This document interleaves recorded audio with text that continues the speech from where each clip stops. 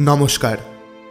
প্রায় ৩ সপ্তাহব্যাপী লন্ডন ভ্রমণের পর আবার ফিরে আসা দেশের মাটিতে রহস্য পেরিয়ে হাত ছোঁয়ানো ভৌতিক গল্পে সুলেখক মনীষ মুখোপাধ্যায়ের দক্ষ লেখনশৈলীর সঙ্গে আশা করি আমাদের শ্রোতা বন্ধুদের অনেকেরই পরিচয় রয়েছে।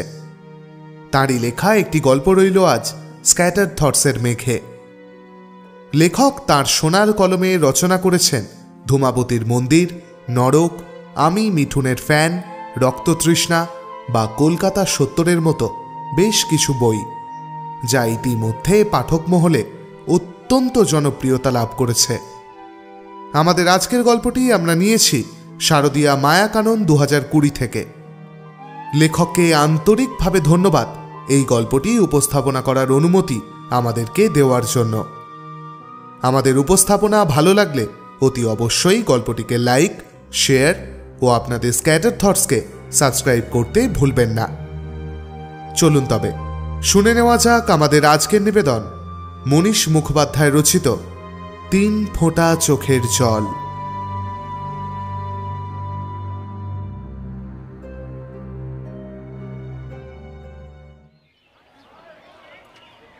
বিকেল হলেই মাঠে নেমে পড়ে ছেলের দল। ওরা হুটোপুটি করে খেলে, সারা গায়ে কাদা মেখে সন্ধে নামার আগে বাড়ি ফেরে। আবার কখনো সন্ধ্যের শাঁখে ফুঁ পড়ে গেলেও ওদের খেলা বন্ধ হয় না। রূপক বারান্দার এক কোণে বসে ওদের খেলা দেখে। অমিয়দা এক কাপ গরম হরলিক্স করে এনে ওর সামনে টেবিলে রাখে। তখন ওর খেতে ইচ্ছে করে না, ওর খেলতে ইচ্ছে করে। ওইভাবে ছেলেগুলোর সঙ্গে হুটোপুটি করে গায়ে কাদা মেখে খেলতে ইচ্ছে করে, কিন্তু উপায় নেই। রূপকের যে সেই জন্ম থেকেই পায়ের দিক থেকে কোনো সাড় নেই, ওর যে হাঁটার ক্ষমতা নেই। বাবা অনেক চেষ্টা করেছেন, কিন্তু ও আর ঠিক হওয়ার নয়। জন্মের সময় মা মারা গিয়েছিল ওর। মৃতার শরীর থেকে একটা জীবিত সন্তান বের করে আনা হয়েছিল। প্রাণে বাঁচলেও সেই বাচ্চা পায়ের জোর কখনোই পায়নি। রূপুবাবু, হরলিক্সটা কি এখনই দেব? অমিয়দার গলার আওয়াজ পেয়ে রূপক ঘাড় ঘোরালো। অমিয়দার পাশে দাঁড়িয়ে থাকা মেয়েটাকে দেখে একটু যেন চমকেই গেল সে। এ আবার কে? রূপকের বাবা অবশ্য সকালে কাজে বেরোনোর আগে বলে গিয়েছিলেন আজ একজন ওর চিকিৎসার জন্য এ বাড়িতে আসবেন। ইনি কি তিনি? মহিলাকে দেখে মৃদু হাসবার চেষ্টা করল রূপক। মেয়েটি হেসে বলল, রূপক তোমারই নাম তো? Very good. আমি তোমার পায়ে হাঁটার ব্যবস্থা করে দেব। শুধু আমি যা যা বলবো মন দিয়ে শুনতে হবে কিন্তু। তোমার নাম? মেয়েটি ঠোঁট বেঁকিয়ে সুন্দর করে হাসল, তারপর উত্তর দিল, আমি রবি। কাঁধ থেকে একটা মোটা চামড়ার ব্যাগ মাটিতে রাখতে রাখতে মেয়েটি বলতে লাগলো, আজ থেকে তোমার ফিজিওথেরাপি চালু হবে। ডক্টর সেন আমাকে এখানে পাঠিয়েছেন। আমার বিশ্বাস মাত্র ২ মাস চেষ্টা করলেই তুমি নিজের পায়ে দাঁড়াতে পারবে। আর হ্যাঁ, এই ২ মাস আমি এখানেই থাকবো, তোমাদের বাড়িতে। কথাটা বলতে বলতেই কপাল থেকে চুলের থোকাটা সরিয়ে একটা ছোট্ট মেশিন বার করলো মেয়েটা। হাব ভাব থেকে মনে হচ্ছে সময় নষ্ট করা এর একেবারেই পছন্দ না। বর্ষাকালে স্টেশন থেকে এতটা রাস্তা ঠেঙিয়ে এসেই কাজ শুরু করে দিতে চাইছে। রূপক আরাম করে চেয়ারে হেলান দিল। রুবি নামের ফিজিওথেরাপিস্ট মেয়েটি একটা মেশিন আলতো করে বোলাতে লাগলো ওর পায়ের নিচ থেকে হাঁটু অবধি। পায়ে সার না থাকলেও ওই মেশিনগুলো যখন চলে ওর খুব আরাম লাগে।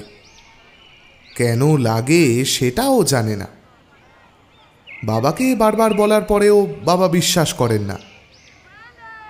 রূপক চোখ বুজে ফেলল। খুব আনন্দ হচ্ছে ওর। কল্পনায় দেখতে পাচ্ছে নানা মজার দৃশ্য। ও মাঠের ছেলেদের সঙ্গে ফুটবল খেলছে কাদা মেখে। এটা কি হচ্ছে?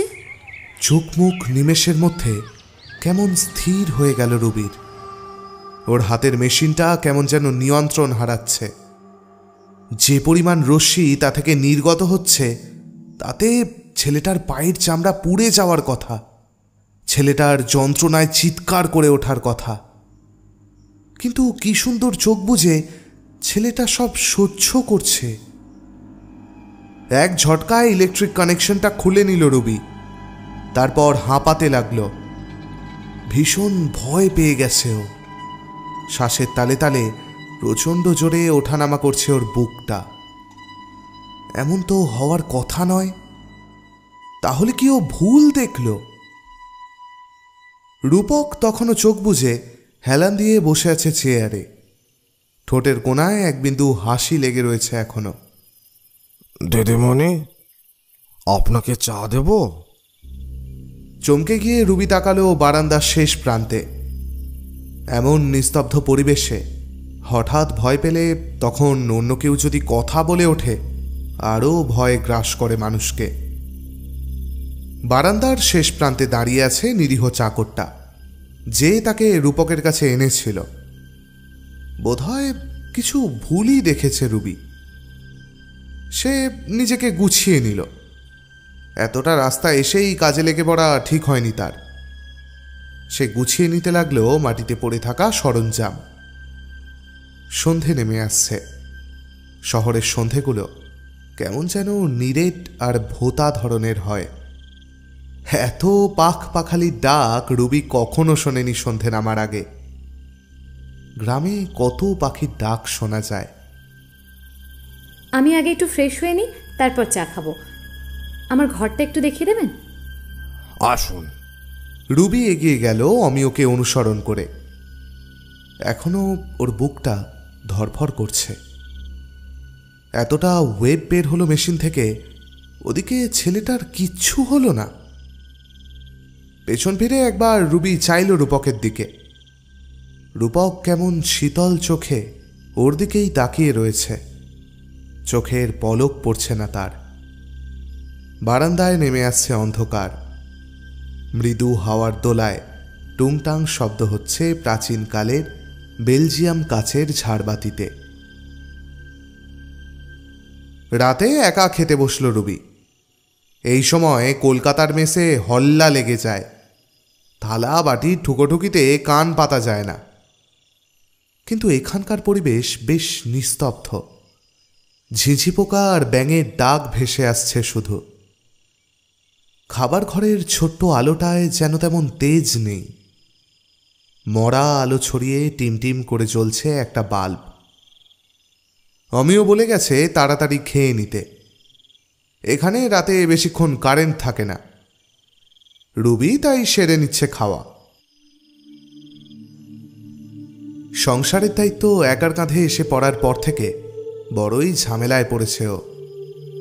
শখে শেখা এই বিদ্যেটা ভাঙিয়ে যে একদিন তিনজনের পেট চলবে, এটা কখনো কল্পনাও করেনি।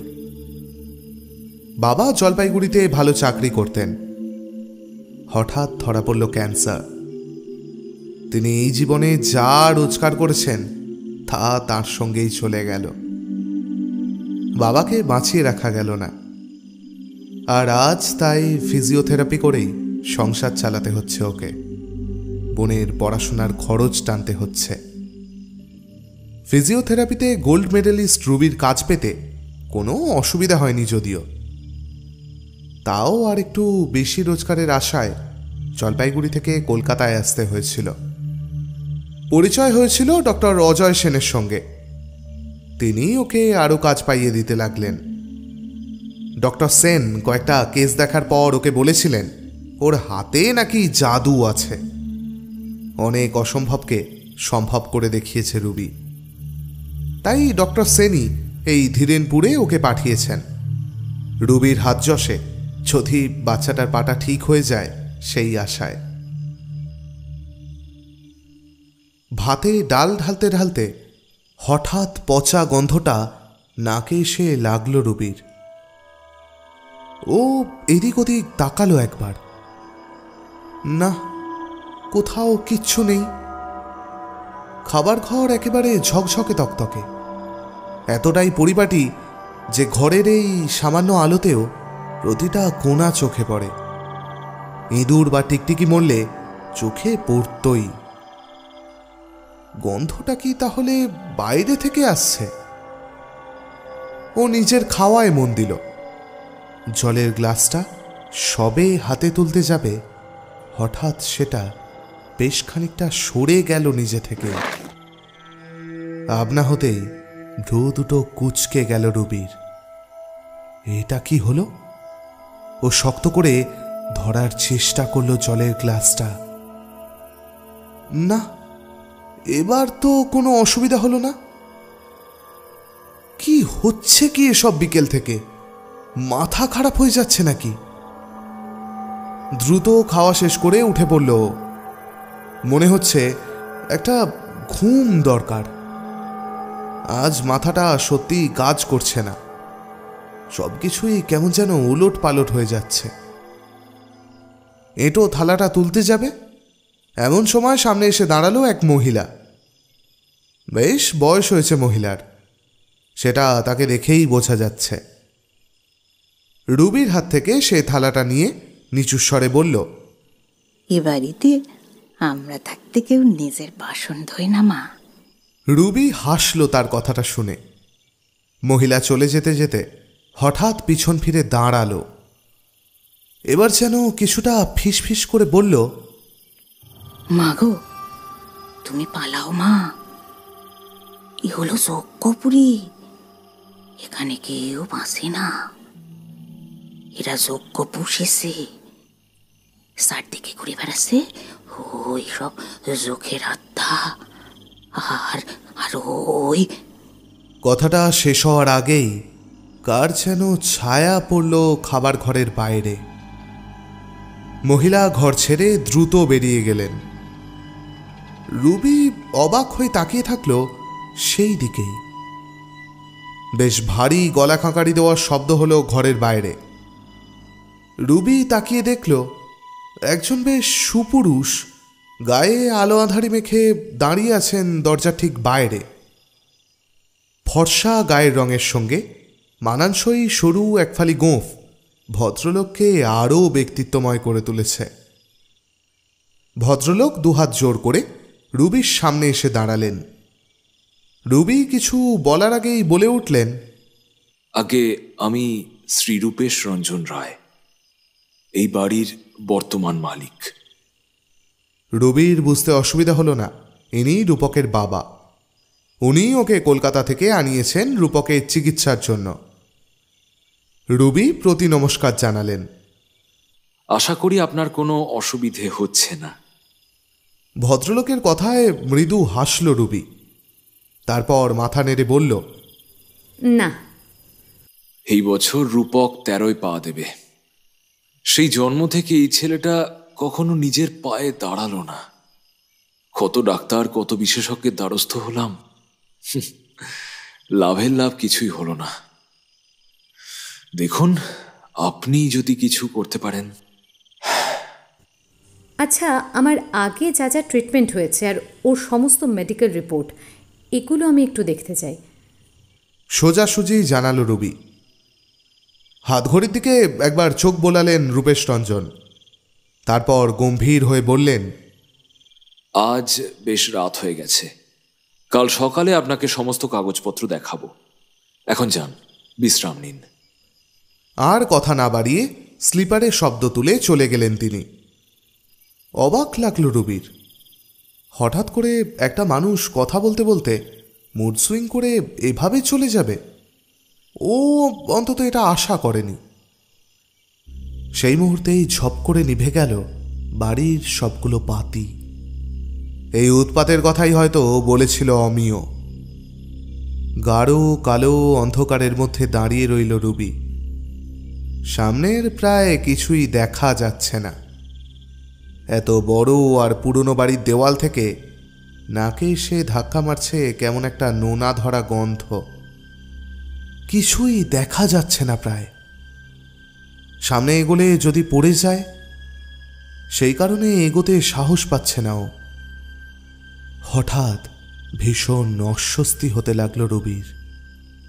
কেমন যেন মনে হলো তার ঠিক পাশে কেউ যেন দাঁড়িয়ে রয়েছে। শোঁ শব্দে কারোর দীর্ঘশ্বাস পড়ছে ওর গায়ে। সেই শ্বাস যেন কারোর অন্তিম শ্বাস। কি ভীষণ ঠান্ডা সেই শ্বাস। কেউ যেন কথা বলে উঠল খুব আস্তে, ফিসফিসিয়ে।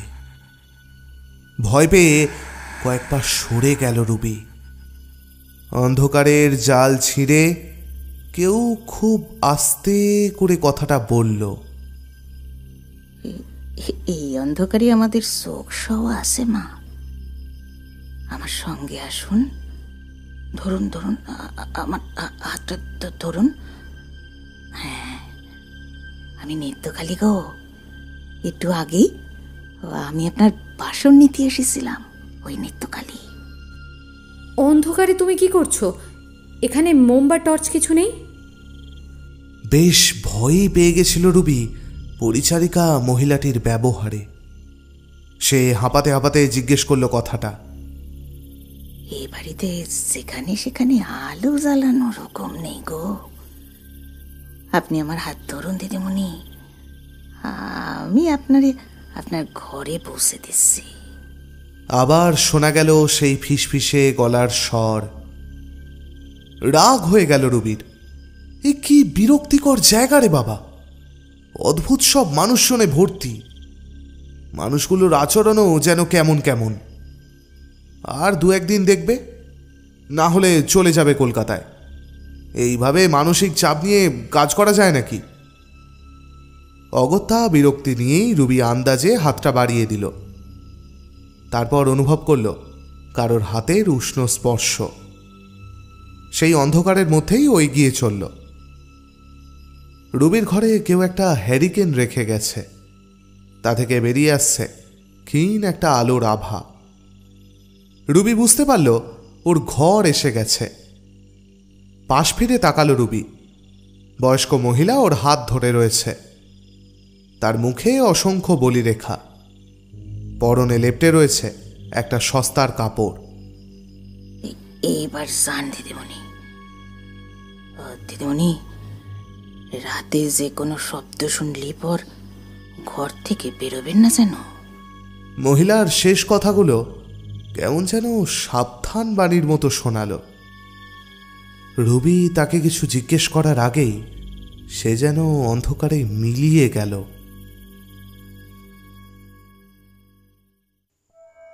লাল ইটের তৈরি একটা ছোট্ট মতো ঘর। ঘরের এক কোণে জ্বলছে একটা মাটির প্রদীপ। ঘরের ঠিক মাঝখানে একটা কোষ্ঠী পাথরের ছোটখাটো মূর্তি। ঘরের বেশিরভাগটাই অন্ধকার হওয়ার জন্য মূর্তিটাকে ভালোভাবে দেখা যাচ্ছে না। রুবি দেখার চেষ্টা করলো মূর্তিটা কার। মূর্তির দেবতাকে কেমন যেন বামনের মতো দেখতে। মোটা পেট, ছোট্ট মাথা, বোঁচা নাক, আর কেমন যেন নেশাতুর ঢোলা ঢোলা সাদা একজোড়া চোখ। চোখ দুটো কালো মূর্তিটার সঙ্গে ভীষণই বেমানান। মূর্তিটার কাছে গিয়ে ওটাকে ভালো করে দেখার আগেই চমকে উঠল রুবি। মূর্তির ঠিক সামনেই একটা গর্তকে কেউ লোহার জাল দিয়ে ঢেকে রেখেছে। গর্তের ভেতর থেকে কাদের যেন আর্তনাদ শোনা যাচ্ছে। কারা যেন চিৎকার করে বলছে, আমাদের এখান থেকে বার করো, আমাদের মুক্তি দাও। ছিটকে সরে এলো রুবি। ওরা কারা? ওই গর্তে কারা আটকে রয়েছে? কেউ যেন খুব জোরে চেপে ধরল রুবির হাতটা। পাশ ফিরে তাকাতেই ও আঁতকে উঠল। বিভৎস চেহারার একজন বুড়ো লোক ওর হাতটা চেপে ধরেছে। সাদা একরাশ চুল কাঁধ অব্দি নেমে এসছে বুড়োর। সাদা গালপাট্টা গোঁফ, সারা শরীরে নানান রঙের আঁকিবুকি কেটেছে সে। চোখের কোটর থেকে ঠেলে বেরিয়ে আসছে একজোড়া বড় ঢেলা চোখ। কিন্তু কিন্তু তাতে কোনো মনি নেই। সেই দিকে তাকাতেই শরীর অবশ হয়ে আসতে চাইল রুবির। সেই মনিহীন চোখে কি ভয়ানক সম্মোহনী তেজ! রুবি গোয়াতে গোয়াতে জিজ্ঞেস করলো, আপনি কে? বিভৎস আর পাশবিক একটা কণ্ঠস্বর হাওয়ায় কেটে কেটে ফিরতে লাগলো।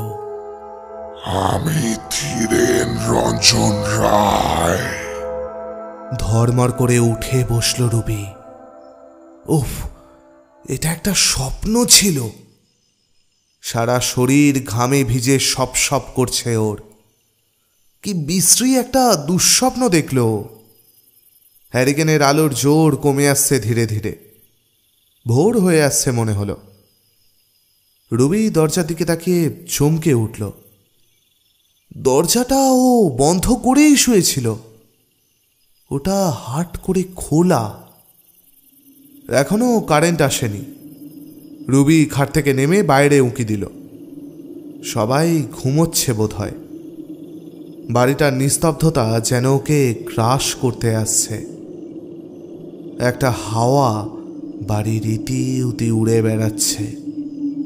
সেই হাওয়ায় কাদের যেন কানাকানি শোনা যায়। নামটা স্পষ্ট মনে পড়ল রুবির, ধীরেন রঞ্জন। কে ধীরেন রঞ্জন? কেনই বা রুবি তাকে স্বপ্নে দেখল? এই ধীরেন রঞ্জনের কথা কি একবার রূপেশবাবুকে জিজ্ঞেস করা যায়? হাজার প্রশ্ন মনের মধ্যে ঘোরাফেরা করতে লাগলো। আবার একবার শোয়ার চেষ্টা করল রুবি, কিন্তু তার আর ঘুম এলো না। বাইরে আস্তে আস্তে জেগে উঠছে প্রকৃতি। শোনা যাচ্ছে নানা পাখির ডাক। আর যেন কোথাও কোনো ভয় নেই। থাক, আর কিছুদিন যাক। তারপরেও যদি ও ভয় পায়, তখন না হয় রূপেশবাবুকে জিজ্ঞেস করা যাবে। আবার চোখের পাতা ভারী হয়ে আসতে লাগলো রুবির। ঘুমে অচৈতন্য হয়ে এলো ওর শরীর। দিদিমণি, অনেক বেলা হলো, এবার উঠেন। দরজার বাইরে থেকে ভেসে আসছে অমিয়র ডাক। উঠে বসল রুবি। ইস, অনেক বেলা হয়ে গেল বোধ হয়। টেবিলে রাখা হাতঘড়িটা তুলে ও তাকিয়ে বেশ চমকে উঠল। সকাল 9টা বাজে। কোথাও কাজ করতে এসে এত বেলা অবধি ঘুমোনো সত্যিই খুব অন্যায়। ও লজ্জিতভাবে উত্তর দিল, অমিয়দা, আপনি যান, আমি এক্ষুনি আসছি। খাবার টেবিলে অপেক্ষা করছিলেন রূপেশ রঞ্জন। তিনি রুবিকে দেখেই জিজ্ঞেস করলেন, ঘুম হলো? উত্তরে রুবি লজ্জার হাসি হাসল। ব্রেকফাস্টে রাজকীয় আয়োজন রাখা হয়েছে। কি নেই সেখানে? রুবি চায়ের কাপে চুমুক দেওয়ার সঙ্গে সঙ্গেই একটা ফাইল ওর দিকে এগিয়ে দিলেন রূপেশ রঞ্জন। আপনার পেশেন্টের সমস্ত ডিটেইলস। রুবি মন দিয়ে দেখতে লাগলো প্রত্যেকটা রিপোর্ট। না, এখনো আশার আলো রয়েছে। চেষ্টা করলে এখনো হাঁটতে পারবে ছেলেটা। জন্ম থেকেই ছেলেটার শরীরের নিচের দিকের কিছু নার্ভ উইক। এই কারণেই ও হাঁটতে পারছে না। রিপোর্টগুলো দেখতে দেখতে একটা কাগজে এসে চোখ আটকে গেল রুবির। তার খুব পরিচিত একজন ফিজিওথেরাপিস্ট রূপকে ট্রিটমেন্ট করেছে বছরখানেক আগে। বিল্লদল রায়। বিল্লদলকে রুবি চিনত। বেশ কিছু কেসে বিল্লদলের পরামর্শও নিয়েছিল। ছেলেটা ওর এক বান্ধবীর হবু স্বামী ছিল। একদিন হঠাৎ করেই হারিয়ে যায় বিল্লদল। ওর বান্ধবী অনেক খোঁজাখুঁজি করেও খুঁজে পায়নি হবু স্বামীকে। বিলোত্তল রায়ও রূপকে ট্রিটমেন্ট করেছে দেখছি। নিজের অজান্তেই কথাটা মুখ থেকে বেরিয়ে গেল রুবির। তারপর চোখ তুলে তাকালো রূপেশ রঞ্জনের দিকে। রুবি পরিষ্কার দেখতে পেল পাল্টে যাচ্ছে ওর মুখের রং। কঠিন হয়ে উঠছে চোয়াল। তারপর বেশ গম্ভীর স্বরেই উত্তর এলো, হ্যাঁ, বছরখানেক আগে তিনি রূপুকে দেখে গিয়েছিলেন। কিন্তু লাভের লাভ কিছুই হয়নি। রুবির হঠাৎ মনে পড়ল রাতের স্বপ্নটার কথা। স্বপ্নের কথা জিজ্ঞেস করে এই রাশভারী মানুষটাকে বিরক্ত করা ঠিক হবে কিনা ভাবতে ভাবতে জিজ্ঞেস করেই ফেলল, আচ্ছা, ধীরেন রঞ্জন রায়কে? তারপরেই মনে হলো বড্ড বোকা বোকা প্রশ্ন করা হয়ে গিয়েছে। কয়েকদিন পর করলেই হতো প্রশ্নটা, যেমন সে ভেবেছিল শেষ রাতে। কেন? তার কথাও কি রিপোর্টে পেলেন? এবার একটু রসিকতা সুরে এই প্রশ্নটা করলেন রূপেশ রঞ্জন। রুবি হাসল। না না, ধীরেন রঞ্জন রায় হলেন এই পুরো এলাকাটার পত্তনকারী। আনুমানিক 1835 কি 40 নাগাদ তিনি বর্ধমান থেকে এসে এই অঞ্চলের পত্তন করেন। নিজের নামে এই অঞ্চলের নাম রাখেন ধীরেনপুর। এই হলেন শ্রী ধীরেন রঞ্জন রায়। তবে আপনি ধীরেনপুরের কোথাও তো তার সম্পূর্ণ নামটা শুনেছেন বলে মনে হয় না। আপনি তার কথা জানলেন কিভাবে? জিজ্ঞাসু চোখে রূপেশ তাকালেন রুবির দিকে। স্বপ্নের কথাটা চেপে গেল রুবি। ধীরেন রঞ্জন রায় কে ছিলেন জানার পর ওই স্বপ্নের ব্যাপারটা ওর কাছেও বড় অদ্ভুত লাগছে। না, নিজেকেই খুঁজে বার করতে হবে সবটা। ও হেসে উত্তর দিল, এই গ্রামে আসার পরেই হয়তো কোথাও দেখেছি নামটা, অথবা কাল স্টেশন থেকে ফেরার সময় হয়তো কারোর মুখে শুনেছি। আপনার নামের সঙ্গে নামটার খুব মিল আছে মনে হলো, তাই জিজ্ঞাসা করলাম। আমার একটু কাজ আছে, এখন উঠি। কোনো দরকার পড়লে আপনি অমিয় বা নেত্যকালীকে ডাকবেন। ব্রেকফাস্ট টেবিল থেকে উঠে দাঁড়ালেন রূপেশ রঞ্জন। রবির দিকে না তাকিয়েই তিনি বেরিয়ে গেলেন।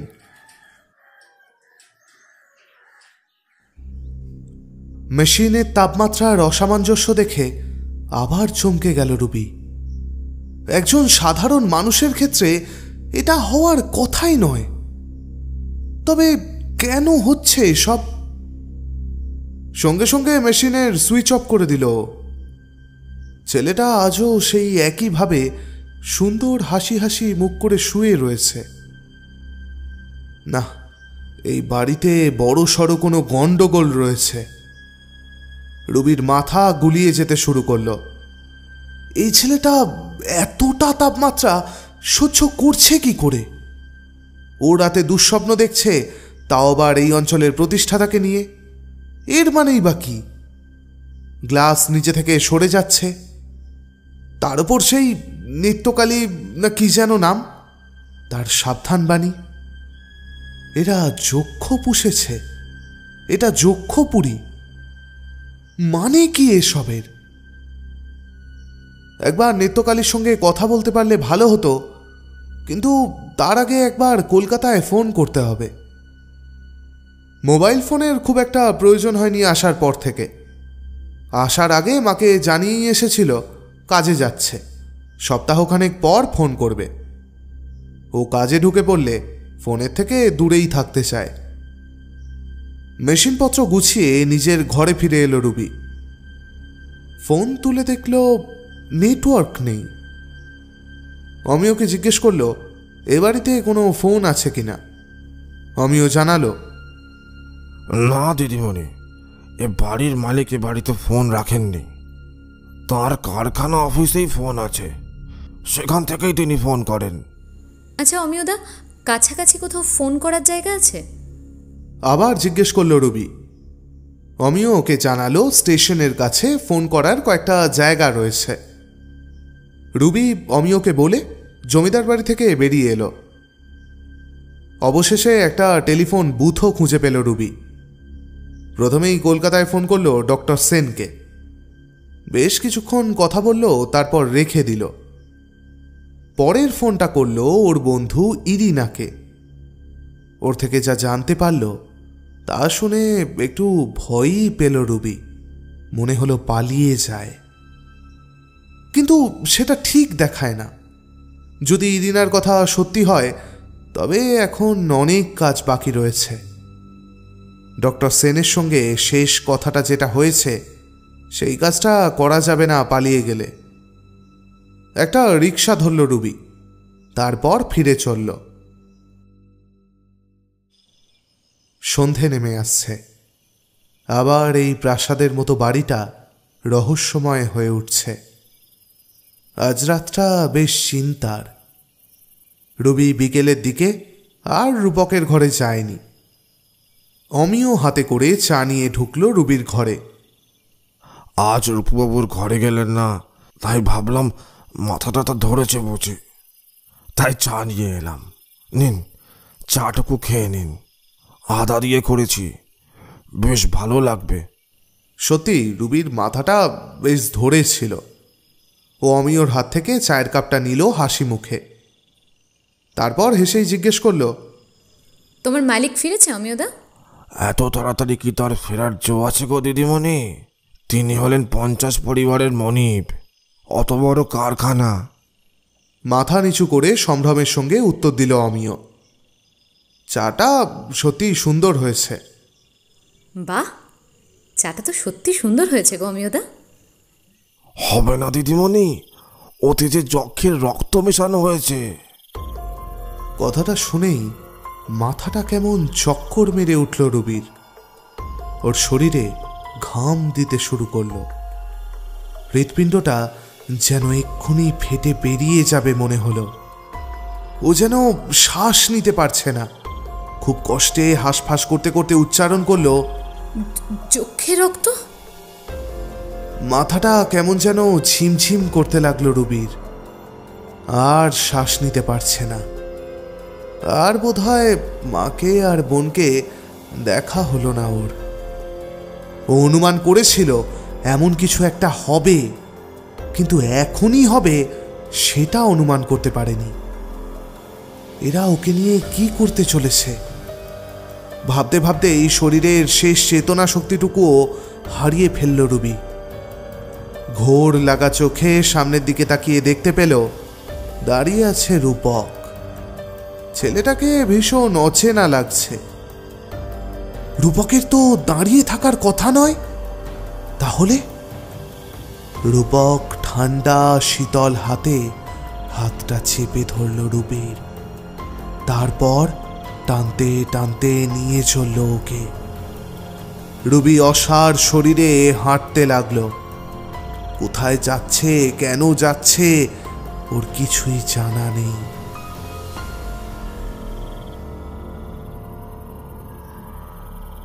চারিদিকে কিরকম একটা ধোঁয়ার আস্তরণ জমে রয়েছে। আস্তে আস্তে চেতনা ফিরে আসছে রুবির। হাতে পায়ে অনুভব করছে অসহ্য যন্ত্রণা। নিজেকে ছাড়াতে গিয়ে দেখল কোনো লাভ নেই। ওর হাত পা মোটা দড়ি দিয়ে বাঁধা। ঘরের মধ্যে অসংখ্য ছায়ামূর্তিরা ফিসফিস করে কথা বলে চলেছে। একটা ক্ষীণ আলোয় লাল ইটের দেয়ালে বড় বড় ছায়া পড়ছে। সেই ছায়াগুলো বীভৎস। তাদের দেখলেই বুকের রক্ত হিম হয়ে যায়। বাতাসে ভাসছে মিষ্টি অথচ ঝাঁঝালো একটা গন্ধ। এদিক ওদিক চোখ ঘোরাতে লাগলো রুবি। একটা ছোট মূর্তির দিকে চোখ পড়তেই বুকের ভেতরটা যেন খামচে ধরল কেউ। এই মূর্তিটাই তো স্বপ্নে দেখেছে। বেটে পেট মোটা, অদ্ভুত দেখতে, নাম না জানা এক দেবতার মূর্তি। ভারী এবং গম্ভীর স্বরে কেউ যেন একটা মন্ত্রোচ্চারণ করে চলেছে এক মনে। কিন্তু ধোঁয়ার অন্ধকারে রুবি তাকে দেখতে পেল না, কিন্তু মন্ত্রটা শুনতে পেল। রুবি চিৎকার করে উঠল। কোনো উত্তর এলো না। ও আবার শরীরের সবটুকু শক্তি সঞ্চয় করে চেঁচালো, কি চান আপনি আমার কাছে? আমাকে আটকে রেখেছেন কেন? এবার সেই ভারী গলায় উত্তর এলো, আপনাকে এখানে চক্ষু করে রাখা হবে। সারা শরীর ঘামে ভিজে যাচ্ছে রুবির। অবশ হয়ে আসছে বাঁধা হাত পা। তাও ও চিৎকার করে উঠল, মানে? আপনাকে এখানে চক্ষু করে রাখতে পারলে আমার অর্থ আর যশে ভাটা পড়বে না কখনো। আর যক্ষ ফিরে পাবে নিজের সব ক্ষমতা। ধীরে ধীরে কেউ জ্বালতে শুরু করলো একটা একটা করে প্রদীপ। রুবি দেখতে পেল একটা লোক একটা অদ্ভুত আলখাল্লার মতো পোশাক পরে আছে, সেই জ্বালাচ্ছে প্রদীপগুলোকে। প্রদীপের আলোয় এবার স্পষ্ট দেখা গেল মেটে মতো দেবতার সামনে একটা লোহার খাঁচার মতো দরজা, তার ঠিক ওপরেই দাঁড়িয়ে আছে ও। কারা যেন ঠান্ডা হাতে ওর পা ছোঁয়ার চেষ্টা করছে। তার ঠিক পাশেই চোখ বুজে বসে থাকতে দেখল রূপককে। রূপকের ডান হাতে একটা ব্যান্ডেজ বাঁধা, ব্যান্ডেজের আড়ালে কোনো ক্ষতকে ঢেকে রাখার চেষ্টা করা হয়েছে। হাত পা ছোঁড়ার বৃথা চেষ্টা করল রুবি, কিন্তু তাতে আরো আড়ষ্ট হয়ে এলো শরীর। পায়ের নিচের দিকে কারা যেন টেনে ধরতে চাইছে ওকে। ঘরের সবকটা প্রদীপ জ্বালানোর পর দেখা গেল যিনি মন্ত্র পড়ছিলেন তাকে। সাদা একটা ধুতি পরে একটা আসনে বসে এক মনে মন্ত্র জপ করে যাচ্ছে অমিয়। যে লোকটা আলো জ্বালাচ্ছিল সে যেন হঠাৎ কোথায় মিলিয়ে গেল। খাঁচার দরজার ওপার থেকে কাদের যেন গলার শব্দ ভেসে আসছে। শব্দ না বলে সেগুলোকে আর্তনাদ বলাই বোধহয় ভালো। ওর ওপর দাঁড়িয়ে থাকতে শরীরে একটা খিনখিনে অনুভূতি হচ্ছে রুবির। ও অক্ষম, ওকে ওখানে দাঁড়িয়ে থাকতেই হবে। আমাকে দয়া করে ছেড়ে দিন। করুণ সুরে রুবি বলে উঠল। ওদিকে শোনা যেতে লাগলো বীভৎস হাসির শব্দ। যক্ষ দেবতা নিজের ক্ষমতা ফিরে পাবে তার 13 বছরের আবির্ভাব দিবসে। তার জন্য এক নারীকে যক্ষ রূপ দিতে হবে, এই তো লেখা আছে এই বংশের ইতিহাসে। তোকে তো আজ ওদের মাঝে যেতেই হবে। আবার দুলে দুলে হাসতে লাগলো অমিয়। কাদের মাঝে? ওই যে যক্ষাধিপতি কুবেরের পায়ের তলায় দেখছিস না একটা দরজা আছে, যেখানে তুই দাঁড়িয়ে আছিস ওখানেই প্রতি বছর একজন করে ফেলে দেওয়া হয়। হাজার হাজার যক্ষের আত্মার মধ্যে কয়েদ করা রয়েছে সেই ধীরেন রঞ্জন রায়ের আমল থেকে। এই কুবেরের মূর্তি বড়ই ক্ষুধার্ত, দেবতার জীবিত যক্ষের প্রয়োজন সর্বদা। 1862 সাল নাগাদ সারা বাংলা জুড়ে মড়ক শুরু হয়। তখন ধীরেন রঞ্জন বৃদ্ধ হয়েছেন। সারা জীবন প্রজার কল্যাণ করার পর সেই মড়কের সময় তার কোষাগারের টান পড়তে শুরু করে। ওদিকে মারা যাচ্ছে শয়ে শয়ে প্রজা। তিনি সেই প্রজাদের থেকে কর নেবেন কিভাবে? এই সময় এক গাড়োয়ালি জমিদারের সঙ্গে তার আলাপ হয় এই বিষয় নিয়ে। তিনি ওকে কুবের পুজো করার নির্দেশ দেন। গাড়োয়াল থেকে ধীরেন রঞ্জন নিয়ে আসেন কুবেরের এক মূর্তি। কালো কোষ্টি পাথরের তৈরি এই মূর্তি ছিল গাড়োয়ালদের আদিবাসীদের পূজিত কুবের দেবতা। ধীরেন রঞ্জন না জানতেন এর পুজো, না জানতেন এর নিয়ম। মূর্তি তার প্রাসাদে আসার পর দেখা গেল ফল হচ্ছে উল্টো। সেই মাসেই রোগে মারা গেলেন তার একমাত্র জামাই। তার মেয়ে তখন সন্তান সম্ভবা। মেয়েকে নিজের বাড়িতেই এনে তুললেন তিনি। মেয়েও ভাই আর ভাইয়ের বউদের চক্ষুশূল হয়ে উঠল ধীরে ধীরে। ওদিকে ধীরেন রঞ্জন চিন্তায় পড়লেন কোষাগার নিয়ে। মূর্তি তো এনেছেন, কিন্তু লাভ কিছুই হচ্ছে না। নিজের জমির ময়না করতে বেরিয়ে এক সকালে তিনি দেখা পেলেন এক অদ্ভুত দর্শন বেটে লোকের। লোকটা তাকে জানালো সে নাকি জানে জমিদার বাড়িতে আছে কুবেরের এক মূর্তি। তবে মূর্তি তখনই জেগে উঠবে যখন তার পায়ে অর্পণ করা হবে রক্ত মাংসের যক্ষ। সবচেয়ে ভালো হয় যদি কোনো সদ্যজাতকে তার পায়ে অর্পণ করা হয়। তবে হ্যাঁ, এই কাজ করার পরে রাজকোষ আবার ভরে উঠবে নিশ্চিত। কিন্তু সমস্যা হলো যক্ষদেবের দয়ায় 3 বার মানুষের রূপে এক যক্ষ জন্ম নেবেন এই পরিবারেই। শেষবার যখন তিনি জন্ম নেবেন তখন তাকে তার 13 বছর বয়সে দিতে হবে এক নারীর বলি। এই নারী যক্ষে রূপান্তরিত হলেই সাপ মুক্তি। কথা বলতে বলতে একটা অগ্নিকুণ্ডে আগুন ধরিয়ে দিল অমিয়। সেই কুণ্ডের হিলহিলে শিখা ছড়িয়ে পড়ল পুরো ঘরে। ঘরটা যেন এই আগুন পেয়ে আরো পৈশাচিক আর রহস্যময় হয়ে উঠল। ধৈর্য রাখতে না পেরে আবার চেঁচিয়ে উঠল রুবি। এতে তোমার কি স্বার্থ অমিয়দা? গল্পের এখনো অনেক বাকি। দাঁড়া, সবুর কর। ধীরেন রায় পাপ করলেন সেই বেটে লোকের নির্দেশে। কুবেরকে জমিদার বাড়ি থেকে দূরে এনে এখানে প্রতিষ্ঠা করলেন, যাতে যক্ষ তৈরির ব্যাপারটা কেউ টের না পায়। তারপর মন্দিরের নিচে একটা গুপ্ত ঘর তৈরি করে তার উপর লোহার চালের দরজা আটকে দিলেন। সদ্যজাত খুঁজতে বেশি দূর গেলেন না তিনি। মেয়ের সন্তান হওয়ার সঙ্গে সঙ্গেই বাচ্চাটাকে ঘরে ফেলে দিলেন। জেগে উঠলেন যক্ষরাজ। যশ আর অর্থের বান ডাকলো জমিদার বাড়িতে। মেয়ে হয়তো বুঝে গিয়েছিল বাপের শয়তানি। সে অভিশাপ দিল, তোমার বংশে সবাই কখনো না কখনো জড়ভরত সন্তানের জন্ম দেবে। মায়ের এক ফোঁটা চোখের জলে অভিশপ্ত হয়ে উঠল কুবেরের মূর্তি। এই মূর্তি তখন সর্বগ্রাসী। প্রত্যেক বছর এক বিশেষ দিনে তাকে দিতে হয় জ্যান্ত মানুষ। বেশ কিছু বছর পর তখন গত হয়েছেন ধীরেন রঞ্জন রায়। তার মেয়ের অভিশাপে ওদিকে এই পরিবারে জন্মাচ্ছে জড়ভরত সন্তান। সে এক ভয়ঙ্কর সময়। আমার এক পূর্বপুরুষ একবার যক্ষ হয়। সেই সময় জমিদার বিমল রঞ্জনের কাছে শর্ত দেয়, সে সব অভিশাপ নিজের কাঁধে নেবে। শুধু শেষ যক্ষের জন্মের পর তার উত্তর পুরুষকে সব সম্পত্তি দিয়ে যেতে হবে। এর আগে দুবার যক্ষদেব জন্মেছেন এই পরিবারে। অকালেই তাদের মৃত্যু হয়েছে। বিমল রঞ্জন রাজি হলেন আমার এই পূর্বপুরুষের কথায়। আমার ওই পূর্বপুরুষের মৃত্যুর পর শান্ত হলেন যক্ষদেব। জড়ভরত সন্তান জন্মানো বন্ধ হলো। এই শেষবার রূপুবাবু জন্মানোর আগেই আমি বুঝতে পারি ওর মা যক্ষ প্রসব করবে এবং প্রসবকালেই ওর মৃত্যু হয়। আমি সেই থেকে রূপুবাবুকে আগলে রেখেছি। আজ এই 13 বছরের জন্মদিনে ওর শক্তি একটু একটু করে ফিরে এসেছে। যক্ষের তৃতীয় জন্মের সঙ্গে সঙ্গে ফিরে আসে অভিশাপ, আর অভিশাপের কারণেই ও খোড়া জন্মেছিল।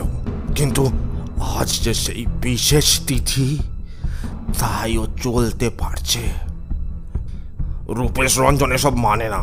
সে আধুনিক যুগের বিজ্ঞান মনস্ক মানুষ। তাকে না জানিয়েই প্রতি বছরে বিশেষ তিথিতে যক্ষ পুজোর আয়োজন করি।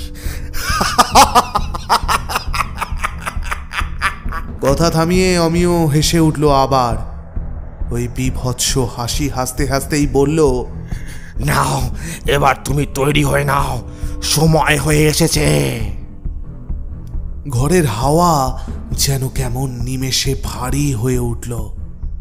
রুবির পায়ের নিচের লোহার চাল দেওয়া দরজার ওপার থেকে ওই আর্ত কণ্ঠের চিৎকার আরো জোরালো হয়ে উঠল। কারা যেন উল্লাসে পাগল হয়ে উঠছে, টেনে নিতে চাইছে রুবিকে। হঠাৎ চোখ খুলল রূপক। রবির সারা শরীর শিউরে উঠল সেই চোখের দিকে তাকিয়ে। সেই চোখে মনি নেই। সাদা ডিমের মতো দেখতে, চোখের ভেতর থেকে বেরিয়ে আসছে একটা আলোর জ্যোতি। অমিয় দৌড়ে এসে রুবির পায়ের নিচের লোহার দরজাটার একদিক ধরে টান দিল। প্রায় সঙ্গে সঙ্গেই ঘরের দরজা ভেঙে কেউ ঢুকে পড়ল। রুবি অবাক চোখে তাকিয়ে দেখল রূপেশ রঞ্জন আর নিত্যকালী দৌড়ে ঘরে ঢুকেছে। রূপেশ রঞ্জন ঝাঁপিয়ে পড়লেন অমিয়র ওপর। শয়তান, আমার ছেলের সঙ্গে কি করছিস? বল, কি করছিস আমার ছেলের সঙ্গে? রূপেশ একবার তাকালো তার দিকে। ছিটকে কয়েক হাত দূরে সরে গিয়ে পড়ল রূপেশ। নিজের সমস্ত শক্তি দিয়েও যেন তিনি উঠে দাঁড়াতে পারলেন না। মা, মা গো, ওরে কাঁদাও মা, ওরে কাঁদাও, কাঁদাও মা। মা মরা সেলিটা কখনো কারো স্নেহ ভালোবাসা পায়নি মা। ওর কান্নায় ওর সাপ মুক্তি হবে, ওর মানুষ সত্তা ফিরে আসবে। ওরে কাঁদাও মা, ওরে কাঁদাও, ওরে কাঁদাও, ওরে কাঁদাও। চিৎকার করে উঠল নিত্যকালী। রূপু, রূপু, তোমার মায়ের কথা মনে পড়ে না? রূপু, তুমি মাঠে ফুটবল খেলতে চাও না? বৃষ্টির দিনে কাদা মেখে হুটোপুটি করে তুমি খেলতে চাও না ছেলেদের সঙ্গে? তুমি ভালো থাকতে চাও না? দেখো রূপু, রূপুরা তোমার বাবাকে কষ্ট দিচ্ছে। কথাগুলো বারবার নানাভাবে বলতে লাগলো রুবি। হঠাৎ রুবির মনে হলো একটা ছায়া মূর্তি হাত বুলিয়ে দিচ্ছে রূপকের গায়ে, মাথায়। সেই মূর্তির এক মাথা চুল, পুরু করে সিঁথিতে ল্যাপা সিঁদুর। বৌদিমণি, তুমি? অস্ফুটে উচ্চারণ করল নিত্যকালী। রূপকের প্রাণহীন চোখ থেকে নেমে আসছে জলের ধারা। আস্তে আস্তে ফিরে আসছে তার চোখের জ্যোতি। মায়ের হাতের স্পর্শে তার চক্ষু রূপ নষ্ট হয়ে যাচ্ছে। অন্ধকারের বিরুদ্ধে মা সন্তানকে রক্ষা করতে ফিরে এসেছেন, কিন্তু সেই ছায়া অবিলম্বেই মিলিয়ে গেল। হঠাৎ বাইরে অনেক লোকের চিৎকার শোনা গেল। রুবি পরিষ্কার শুনতে পেল ডক্টর সেনের গলা। ও বিকেলেই বিপদের আঁচ পেয়েছিল, আর সেই কারণেই ফোন করেছিল কলকাতায়। কিন্তু ও ভেবেছিল রূপেশ রঞ্জনই আসল কালপ্রিট। পুলিশ দৌড়ে ঘরে ঢুকল, চেপে ধরল অমিয়কে। যন্ত্রণাক্লিষ্ট শরীরটা তখনও টেনে হিঁচড়ে তোলার চেষ্টা করছে রূপেশ রঞ্জন। বাবা! রূপকের গলা শোনা গেল। যন্ত্রণা ভুলে দৌড়ে এসে তাকে জড়িয়ে ধরলেন রূপেশ রঞ্জন। নিত্যকালী ছুটে গিয়ে রুবির বাঁধন খুলে দিল। সব কেমন যেন শান্ত হয়ে এসছে। মাটির নিচের ওই ঘর থেকে আর আর্তনাদ ভেসে আসছে না। আমার পূর্বপুরুষের প্রায়শ্চিত্ত আমাকে কালই করতে হবে। এই মন্দিরের নিচে যত মানুষকে জগ করে রাখা হয়েছে, আমি তাদের আত্মার শান্তি কামনায় কালই এক মহাপুজো করব, ঘোষণা করলেন রূপেশ রঞ্জন। একে একে সকলে বেরিয়ে আসতে লাগলো মন্দির ছেড়ে। রূপক নিজের পায়ে হাঁটতে পারছে। রুবি ক্লান্ত শরীরে জড়িয়ে ধরল ওর বন্ধু ইরিনাকে। ওকেও বিকেলে ফোন করেছিল রুবি, এবং জানতে পেরেছিল বিল্লদল শেষবার কাজে এসেছিল এই ধীরেনপুরেই, যে ওই মাটির তলার ঘরেই তিলে তিলে শেষ হয়ে গেছে। মন্দির থেকে বেরিয়ে আসার সময় রুবির চোখে পড়ল সেই বেঁটে কালো দেবতার মূর্তিটার ওপর। হঠাৎ করেই যেন মনে হলো পাথরের ওই মূর্তিটার সাদা বেমানা একজোড়া চোখ থেকেও গড়িয়ে পড়ছে কয়েক ফোঁটা জল। যক্ষাধিপতি কুবেরও ভীষণ একা। মায়ের ভালোবাসার এই রূপ দেখে তিনিও হয়তো তার কালো বর্জন করে ভালো ফিরিয়ে চির বিদায় নিলেন এই পরিবার থেকে। মুক্তি ঘটিয়ে গেলেন এত বছরের পাপের। 3 ফোঁটা চোখের জলেই যেন এই পরিবারের মুক্তি হল। এক মায়ের 1 ফোঁটা চোখের জলে জন্মেছিল অভিশাপ। এক সন্তানের চোখের জলে শান্ত হলেন যক্ষরাজ, আর শেষ অশ্রু বর্ষণ করে গেলেন তিনি নিজেই।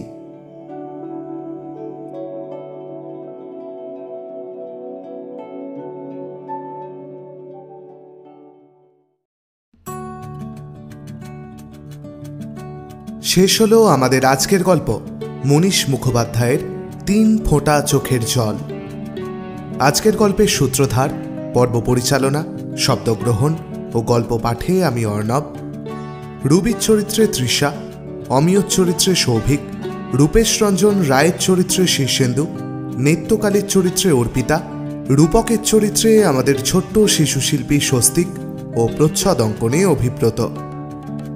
স্বস্তিককে অনেক ধন্যবাদ ও ভালোবাসা আমাদের পাশে থাকার জন্য। আমরা আজ আমাদের পাশে পেয়েছি ভেল অফ টেলস ইউটিউব চ্যানেলের পক্ষ থেকে শীর্ষেন্দু ভৌমিককে। তাকেও কৃতজ্ঞতা জানাই আমাদের সঙ্গে থাকার জন্য। ভেল অফ টেলসের লিঙ্ক আপনারা পেয়ে যাবেন আমাদের ডেসক্রিপশন বক্সে। সাবস্ক্রাইব করতে একদম ভুলবেন না। আজ তবে এই পর্যন্তই। পরের সপ্তাহে আবার একটি রোমাঞ্চকর গল্প নিয়ে ফিরে আসবো আমরা। ততদিন নিজেদের খেয়াল রাখবেন, সুস্থ থাকবেন। শুভরাত্রি।